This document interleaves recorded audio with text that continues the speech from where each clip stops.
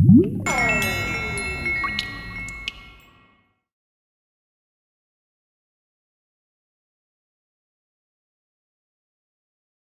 dan Kumham tentunya. Namun dari sisi kebijakan tadi, pemerintah jangan dilihat PPN aja gitu ya. Pemerintah sebenarnya sudah support habis-habisan untuk kepentingan lingkungan, baik yang air maupun udara. Kalau yang udara memang disupport habis-habisan, karena udara itu tidak, mobil listrik nggak semata-mata masalah lingkungan. Ada industri di situ, ada tambang kita penghasil nikel terbesar dan seterusnya. Jadi nanti kita akan masuk dalam konteks barang dan jasa yang bersifat strategis. Itu ya Pak ya? Iya. Karena waktu kita nggak banyak, maka saya berusaha ini simpulnya di mana? Gitu ya Bu ya? Oke. Saya ingin aja yang bantu jalan tengahnya. Yuk kita cari solusi ya. Cari solusi. Mungkin bisa dilihat pasal 16B ya. Yang baru kan yang ayat 1A tuh muncul ya, pasal 16B ayat 1A. Semuanya bisa dilihat huruf J. Nah, itu ada jadi saya ini kan ini ya kalimatnya ini. Pajak terhutang tidak dipungut sebagian atau seluruhnya atau dibebaskan dari pengenaan pajak baik untuk sementara waktu maupun selamanya sebagaimana dimaksud dalam ayat 1 diberikan terbatas untuk tujuan J. Mendukung tersedianya barang dan jasa tertentu yang bersifat strategis dalam rangka pembangunan nasional antara lain. Nah, kalimatnya itu ada antara lain, jadi Pak Rustam ada ruang di situ. Dan kalau dibilang ini bersifat strategis dalam rangka pembangunan nasional, itunya peraturan presidennya belum dicabut loh. Yang tadi yang saya bilang 2014. Jadi itu bisa menjadi konsideran. Gitu aja kalau menurut saya ya, usulan saya kalau misalnya ini bismillah, mudah-mudahan ini jadi jalan masuknya Pak. Jadi ada payung hukumnya Pak Rustam. Yang tadi ini karena tadi mendukung terusnya barang dan jasa tertentu yang bersifat strategis dalam rangka pembangunan nasional, dan ini sanitasi ya, tadi kan pengalaman itu ada bagian sanitasi, ini adalah bagian dari pembangunan nasional dan itu terbukti mulai dari dulu Millennium Development Goals sampai sekarang Sustainable Development Goals, apalagi tadi didukung juga oleh peraturan presiden ya terkait dengan percepatan. Semoga ini bisa jadi solusinya, mungkin nanti bisa dengan itu hukum. Demikian. Baik, Rod. Pak Rustam kayaknya mau ngomong. Nah, harapan saya beliau menyampaikan, oke, kita sepakat masuk dari pintu itu. Enggak Pak? Satu kali statement lagi, karena waktunya kan sebenarnya cuma 5 menit. Monggo Pak. Memang ada dua hal ya. Panjang ini. Dari sisi Monggo, kebijakan itu di internal Kemenkyu juga saya tim teknis Pak. Saya tim teknis, hanya bagian dari tim teknis itu ada DJP, ada Birohukum, ada kita. Itu pun harus disepakati dulu gitu ya. Kalau masuk di sini tadi memang disebutnya jasa dan barang dan jasa. Artinya dengan dihapusnya tadi tidak per detil itu sebenarnya semua bisa dimasukkan. Asal memang kebijakan pemerintah ingin memberikan, ada dua. Gitu. Saat ini sebenarnya lebih longgar. Oke, beliau longgar dan akan membantu bersama-sama Pak. Ya. Tunggu dulu Pak. Cuma memang walaupun kita sempat semangat ya mau memasukkan ini, walaupun ada satu PR sebenarnya, kita belum mendefine apa bentuk jasanya. Ya, makanya nanti kayak waktu itu aja Pak di supaya singkat nih. Waktu konsinyering saya ingat kita waktu juga konsinyering kan. Jadi misalkan jadi kan makanya dengan tahu tadi industrinya ini sendiri pengolahan air limbah. Jadi tahu nih, ini kan berarti jasa yang diberikan tadi pengolahan air limbah itu kan sebenarnya jasanya. Nah, nanti kita bikin bareng-bareng. Intinya harus konsinyering, kemudian mendefinisikan. Karena sebetulnya di peraturan presiden juga ini yang tadi saya ini ada sih yang dimaksud dengan sanitasi apa. Jadi pengolahan air limbah domestik ini kaitannya tadi ke sanitasi yang tadi pembangunan manusia. Konsinyering Pak, nggak bisa diselesai di sini gitu. Memang nanti harus diberikan. Kalau itu sih masalah penyelesaian nih.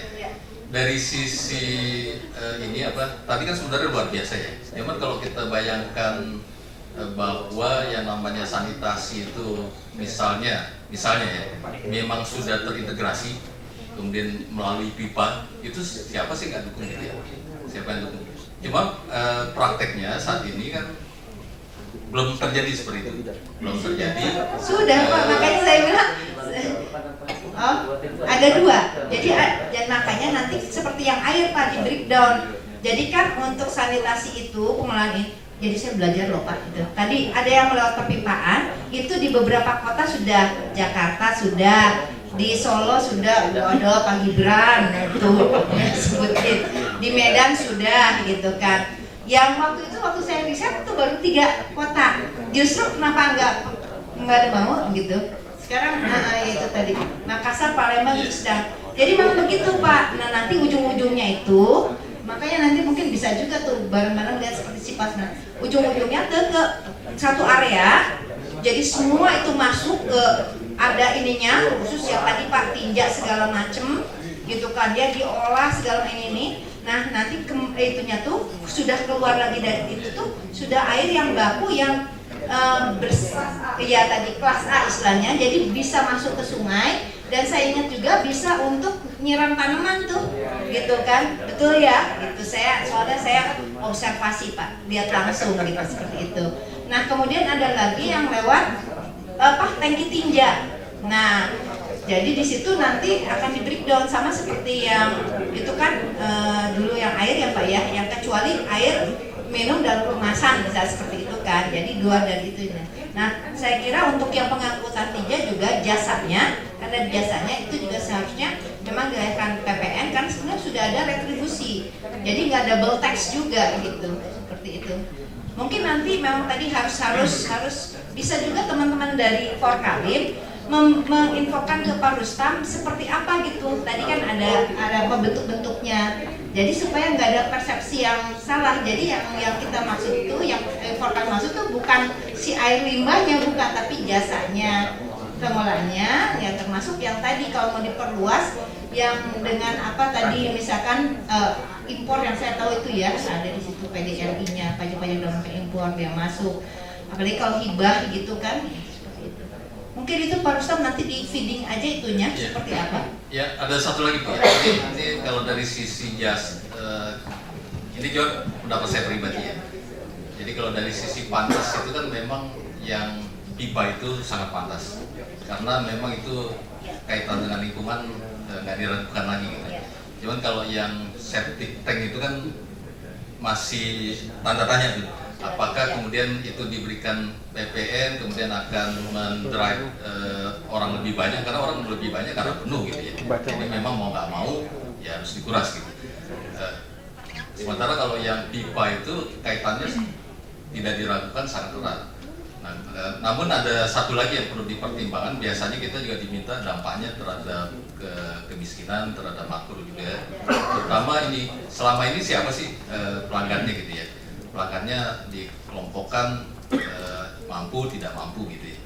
Kemudian kalau yang mampu itu berapa persen, sehingga apakah memang layak dibantu apa tidak. Jadi tidak semata-mata lingkungan kemudian dibantu, karena kalau PPN itu kalau misalnya orang kaya sebagian besar gitu, mekanismenya nggak harus melalui PPN, bisa melalui yang lain. Mas. Aplaus dulu buat Pak Rustam.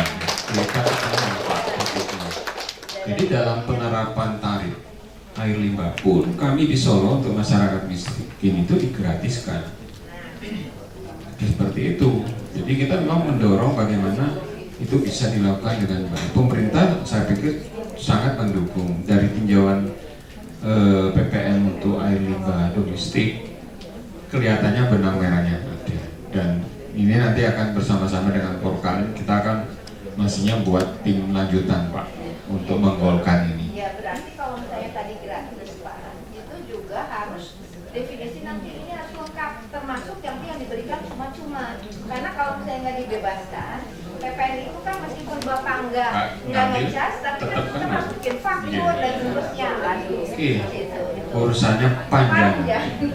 Baik, supaya lebih lengkap kita urutkan aja dengan Ibu Gusti Erawati dari Kemenko Perekonomian.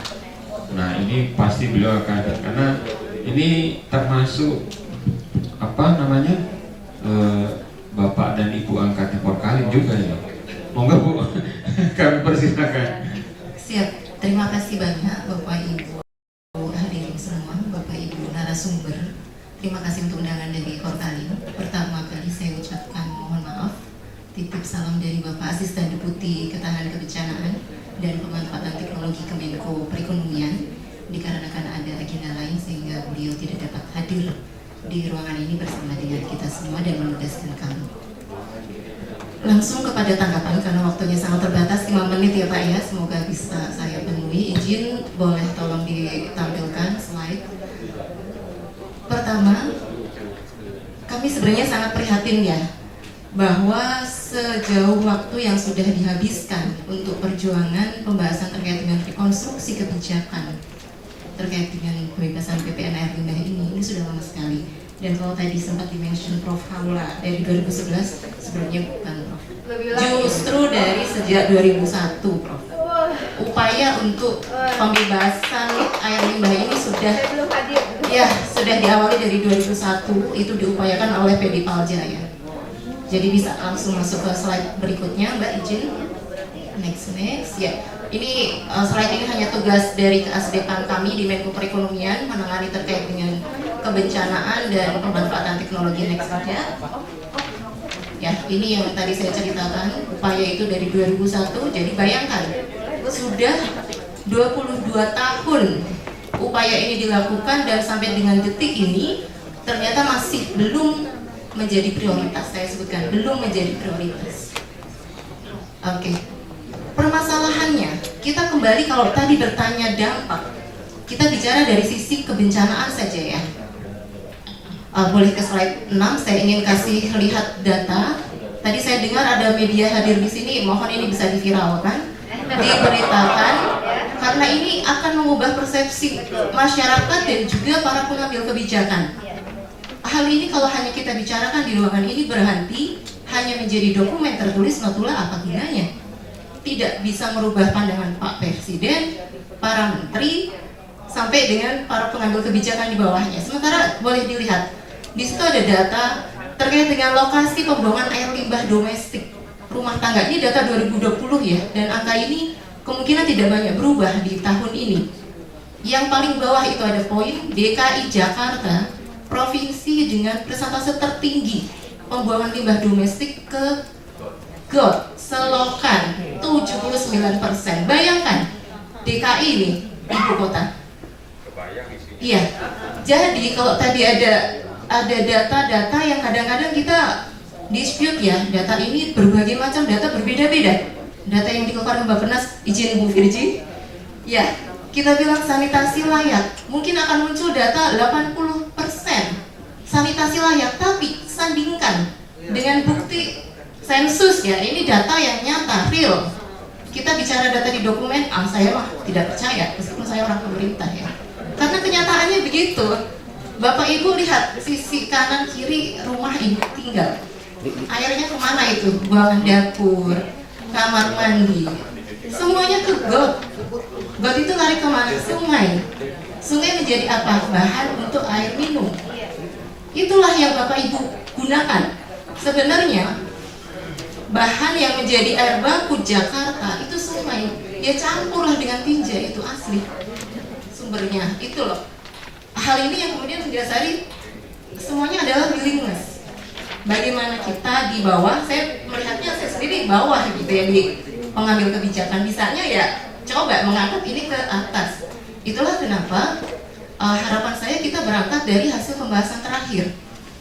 Kita bahas ini berkali-kali Bapak Ibu. Jangan diulang lagi membahas hal yang sama. Kalau tadi sempat ada slide terkait regulasi, di sana ada poin penting sebenarnya. Tidak ada undang-undang khusus air limbah. Ini PR besar begitu untuk negara Indonesia. Sampai kapan ini akan selesai sementara undang-undangnya tidak ada? Peraturan khusus, peraturan pemerintah tidak ada. Hanya numpang di tadi ya, terkait dengan Perpres 185 itu hanya seakan-akan numpang, dianggap numpang karena tidak lagi dianggap strategis, tidak dianggap prioritas. Nah, apa yang harus dilakukan agar pengelolaan air limbah ini menjadi barang strategis, jasa strategis? Nah, ini nanti mohon bantuan dari Bappenas tentu agar bisa naik menjadi isu nasional. Sangat sedih itu memang kalau melihat angka-angka ini ya. Bagaimana di Jakarta juga masih ada buang air besar sembarangan. Masih banyak kalau Bapak Ibu lihat melalui sungai-sungai yang di Jakarta itu, kakus-kakus di pinggir sungai masih banyak. Dan angkanya di 2021 hampir 6%. Jadi kalau kita bilang pemerintah sudah habis-habisan, tidak Pak? Belum sama sekali.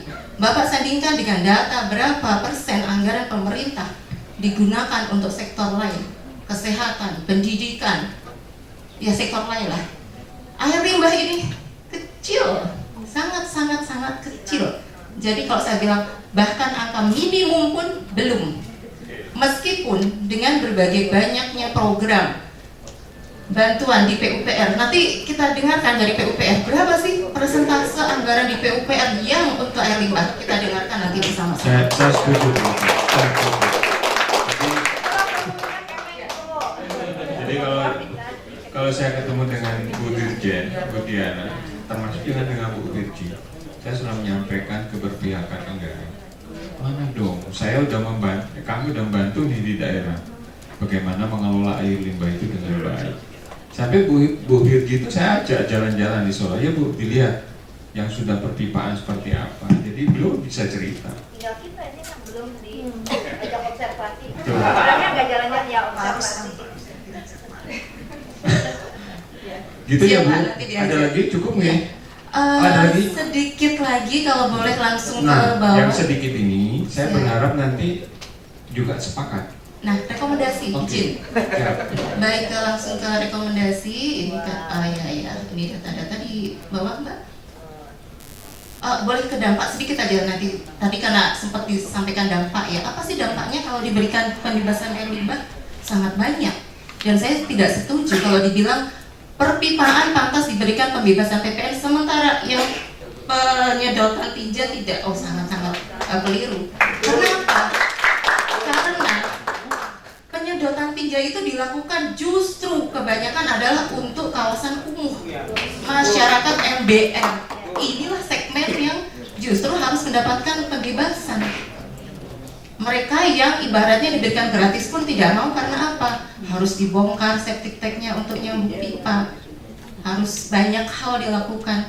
PR-nya banyak sekali.